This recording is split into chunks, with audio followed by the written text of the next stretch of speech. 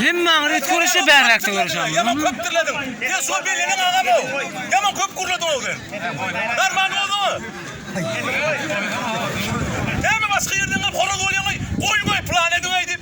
Onun armağanı olur. Biraz koydum dedim o. Koyuldu orta koyuldu. Koyun armağanı oldu. Dün daha sayet mi o adamları? Yok koydum yıkadım. Onun mesela öyle mi?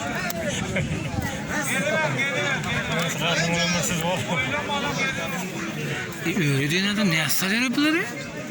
İki tane vazını tanıyım. Ağır kısını. Ya kovsalar ne yapalım? Kova saldılar ikisi ağır ne kandı? Taktı ulan ikisi ağır mı? Çıktılar ağır olur.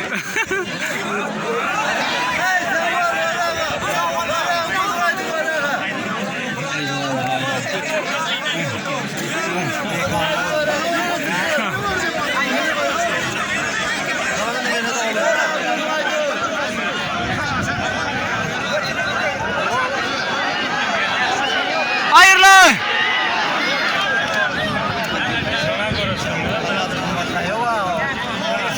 Arkala yapıyorlar ne?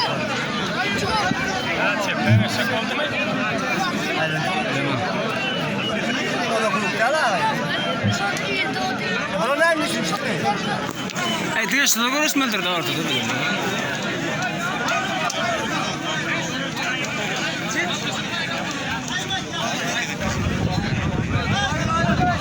Orada koyun ay.